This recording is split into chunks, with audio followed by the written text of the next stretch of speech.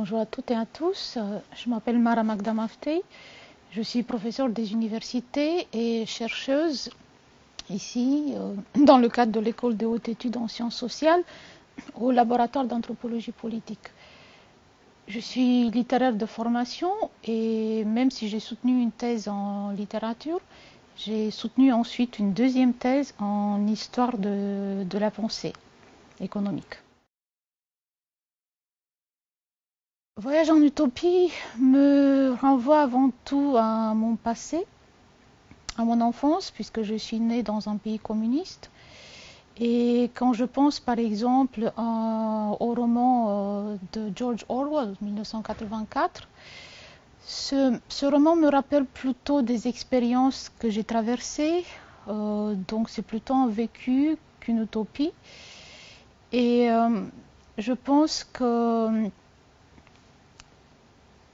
ce que nous avons vécu influence d'une certaine manière les travaux que nous choisissons plus tard dans la vie, toujours dans un mélange entre réalité et fiction qui nous poursuit au fil des années.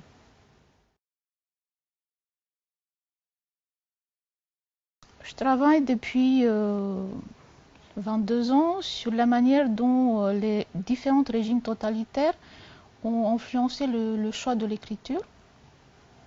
Ensuite, sur l'interdépendance entre fiction et histoire, et plus récemment sur l'interdépendance entre littérature humaine et littérature française notamment, et différentes sciences, en essayant de comprendre comment les disciplines se croisent, s'influencent mutuellement, selon des schémas de pensée et des méthodologies qui leur sont spécifiques.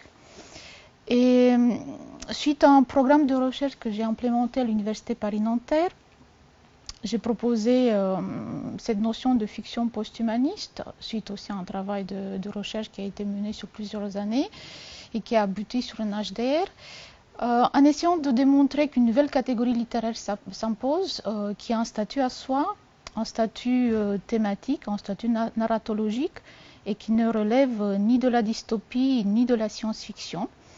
Donc j'ai constitué un corpus de plusieurs dizaines de romans français contemporains.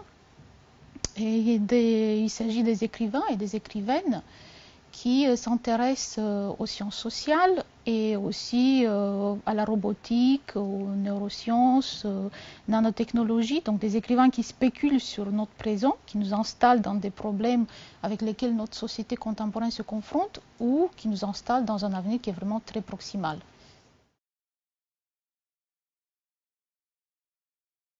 Pour moi, l'interdisciplinarité est fondamentale, surtout pour mener ce genre de travaux.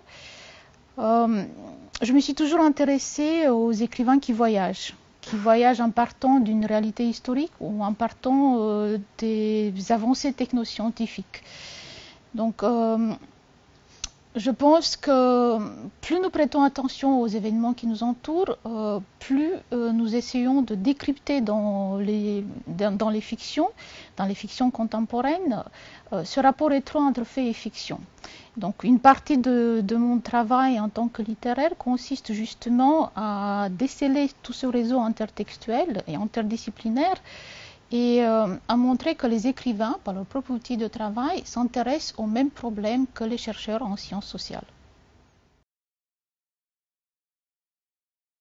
L'ouvrage que j'ai publié aux éditions Hermann en 2022, Fiction post-humaniste, qui a donné aussi le titre de la table ronde que j'ai proposée au festival Voyage en Utopie, c'est un ouvrage qui est parti des problématiques qui concernent les écrivains contemporains, les écrivains qui nous installent dans ce qui peut sembler être une utopie, mais en réalité, ces écrivains nous installent dans des problématiques avec lesquelles nos sociétés contemporaines se confrontent.